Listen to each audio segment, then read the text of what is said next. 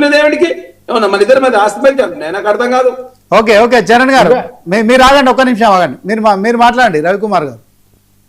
Sir నేను ఏమంటున్నా, మళ్ళీ ఒక విజ్ఞప్తి చేస్తున్నాము. నేను మాట్లాడేటప్పుడు 5 నిమిషాల దాకా నన్ను ఇంటరప్ట్ చేద్దని చెప్పేసి ప్యానల్ ఉన్న మిత్రులకు నేను విజ్ఞప్తి చేస్తాను. అదేం చెప్తున్నా, కేంద్ర ప్రభుత్వం సంబంధించి నిధులు ఈ ఇందిరమ్మ ఇళ్లలో కావచ్చు, ఈ మున్సిపాలిటీల డెవలప్మెంట్ విషయంలో కావచ్చు, ఈ సంవత్సరంలో మే నెలలోనే ఒక 5,600 కోట్లు, ఒక 287 కోట్లు ఇందిరమ్మ ఇళ్లకు కేంద్ర ప్రభుత్వం సహకారం చేసింది. మిత్రులు ఈ విషయం తెలుసుకొని కేంద్ర ప్రభుత్వం సహకారం ఏమీ లేదని ఇంకోసారి మాట్లాడుకుంటూ ఉంటే మంచిగా ఉంటది. రెండో విషయం సార్, వీళ్ళు కేబినెట్ మీటింగ్ ప్రతి 10 రోజులకోసారో 15 రోజులకోసారో ఎప్పుడైనా చేయనివ్వండి, చేసుకునేది తప్పేం లేదు. కాకపోతే విద్యా సంవత్సరం ముగిసిపోయి ఇప్పటికి కొత్త విద్యా సంవత్సరం మొదలయ్యే టైంలో విద్యార్థులకు ఫీజు రియంబర్స్మెంట్ సంబంధించి ఇంతవరకు కేబినెట్ లో ఎక్కడ కూడా చర్చ జరగలేదు. విద్యార్థులకు ఫీజు రియంబర్స్మెంట్ ఇస్తారా ఇవ్వరా, ఈ కొత్తగా కాలేజీలకు పోయే వాళ్ళకి కావచ్చు, లేదా అంతకుముందు డిగ్రీలు కంప్లీట్ చేసుకొని సర్టిఫికేట్ల కోసం కాలేజీల దగ్గర కాలేజీల చుట్టూ తిరుగుతున్న విద్యార్థుల కోసం కావచ్చు, మీరు ఎటువంటి హామీ ఇవ్వదలుచుకున్నారు? వాళ్ళకి ఎందుకు మీరు విద్యార్థులు అంటే మీకు ఎందుకు పడట్లేదు? విద్యార్థుల పైన మీరు ఎందుకు కనికరం చూపించట్లేదు? ఇప్పటికే అది కోర్టులలో పోయింది, కోర్టు కూడా అనేక రకాలుగా తీర్పులు ఇచ్చింది. దాని తర్వాత మీ మంత్రులు వచ్చేసి లేదు ప్రభుత్వమే భరిస్తుందని చెప్పి మీ మంత్రులు ఒకరిద్దరు హామీ కూడా ఇచ్చినారు. దాని గురించి కేబినెట్ లో ఎటువంటి నిర్ణయం జరగలేదు. ఇప్పుడున్నటువంటి పరిస్థితులు ఇది జరగాల్సింది. దీనికి ఎటువంటి ఆ కేబినెట్ లో ఎటువంటి చర్చ జరిగినట్టుగా లేదు. దీన్ని మేము ఖచ్చితంగా వ్యతిరేకిస్తున్నాం. రెండో విషయము, ఇదే కేబినెట్ లో జరగాల్సినటువంటి సందర్భం ఏంటంటే, ఇప్పుడు పంట మొత్తం అయిపోయిన తర్వాత రైతుల కళ్ళాల దగ్గర పంట పడున్నది, దాన్ని కొనుగోలు కరెక్ట్ గా చేయట్లేదు, కూలీల సమస్య ఉన్నట్టున్నది, రకరకాల సమస్యలు ఉన్నట్టున్నాయి. ఆ సమస్యలన్నిటినీ కూడా పరిష్కరించడానికి ఈ యొక్క కేబినెట్ లో కూడా ఎటువంటి డిస్కషన్ జరిగినట్టుగా లేదు. పంట విస్తీర్ణం పెరుగుతుంది, రాష్ట్రంలో పంట ఉత్పత్తి పెరుగుతూ ఉన్నది. ఈ రెండింటికి తగ్గట్టుగా మార్కెట్లు పెంచడమా, కళ్ళాలకు సంబంధించి అది పెంచడమా, లేకపోతే కొత్తగా మార్కెట్లు, ఇప్పుడు కేంద్ర ప్రభుత్వము ఈనామ్ లాంటి ఒక పద్ధతిని ఏర్పాటు చేసింది. ఆ ఈనాములో మన రాష్ట్రం నుంచి కేవలం 24% మంది రైతులు మాత్రమే దాంట్లో సబ్స్క్రైబ్ అయినారు. ఒకవేళ ఇందులో ఈ 24% రైతులు అయితే సబ్స్క్రైబ్ అయ్యారో, దాదాపు ఒక 60-70% రైతులు సబ్స్క్రైబ్ అయితే దేశం మొత్తం మీద ఉన్నటువంటి మార్కెట్లతో మన తెలంగాణ రైతులను అనుసంధానం చేసినట్టు అవుతుంది. దాని ద్వారా ఏమవుతుందంటే, మన రాష్ట్రంలో పండినటువంటి పంటని రైతులు డైరెక్ట్ గా అమ్ముకోవడానికి, మార్కెట్లు చెక్ చేసుకోవడానికి, రైతులకు కష్టం లేకుండా తను పండించినటువంటి పంటను ఈజీగా అమ్ముకోవడానికి అవకాశం ఉంటుంది. దీన్ని కూడా ఎక్కడ కూడా డిస్కషన్ జరగలేదు కాబట్టి దీన్ని కూడా మేము వ్యతిరేకిస్తున్నాము. ఇలా అనేక అంశాలు ఈ రాష్ట్ర కేబినెట్ లో డిస్కషన్ జరగలేదు. అందులో ముఖ్యమైన అంశము బీసీల గురించి 20,000 కోట్ల సప్లాన్ 20,000 కోట్ల సప్లాన్ నిధులు ప్రతి సంవత్సరం కేటాయించాలా. దాదాపు 3 బడ్జెట్లు ప్రవేశపెట్టారు. 3,000 కోట్ల రూపాయలు కూడా ఖర్చు చేయలేదు. కనీసం 300 కోట్ల రూపాయలు కూడా బీసీల గురించి ఖర్చు చేయలేదు. ఈ 20,000 కోట్ల రూపాయల సంగతి దేవుడెవరు కానీ వాళ్ళు కేటాయించిన 3,000 కోట్ల రూపాయలన్నా బీసీల కోసం ఏ విధంగా ఖర్చు చేస్తున్నారు ఎక్కడ కూడా చర్చ జరగలేదు. బీసీలకు అన్యాయం జరుగుతూ ఉన్నది.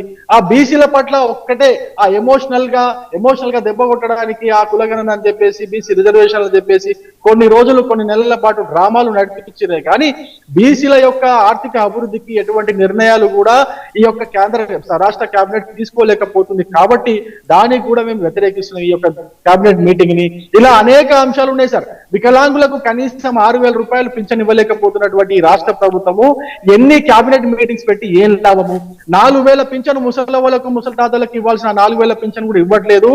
ఎన్ని కేబినెట్ల మీటింగ్ పెట్టి ఏం లాభము? ఈ చిన్న చిన్నవి కూడా పరిష్కరించకపోతే కేబినెట్లు ఎంత పెట్టి ఏం లాభం సార్? 10 రోజులకు ఒకసారి పెట్టండి, రోజు పెట్టుకోండి, ఏం లాభం సార్? నాకు అర్థం కాదు. ఇన్ని సమస్యలు ఉన్నాయి. ఇవన్నీ కూడా మీరు ఇచ్చినటువంటి హామీలే. రైతు డిక్లరేషన్ పెట్టి ఇప్పటికీ మీరు ఎప్పుడు 2021 రైతు డిక్లరేషన్ పెట్టిరు. అప్పటి నుంచి రైతు డిక్లరేషన్ పెట్టి ఇప్పటి వరకు రైతులకు సంబంధించిన సమస్యలు పరిష్కారం చేయడానికి ఒక్కసారి కూడా కేబినెట్ లో చర్చ జరగలేదు సార్. కేబినెట్ లో చర్చ జరగలేదు. ఓన్లీ రుణమాఫీ సంబంధించిన చర్చ తప్పితే, రుణమాఫీ సంబంధించిన చర్చ జరిపితే ఇంకా వేరే ఏది కూడా కేబినెట్ లో చర్చ జరగలేదు. రైతులకు సంబంధించి మీరు చెక్ చేసుకోమని చెప్పండి సార్ని. నేను ఇంకో విషయం కూడా చెప్తున్నా, ఇదే రైతులకు మీరు కౌలు రైతులు, అదే విధంగా కూలీలు, వీళ్ళందరూ కూడా ఇస్తా అని చెప్పినారు.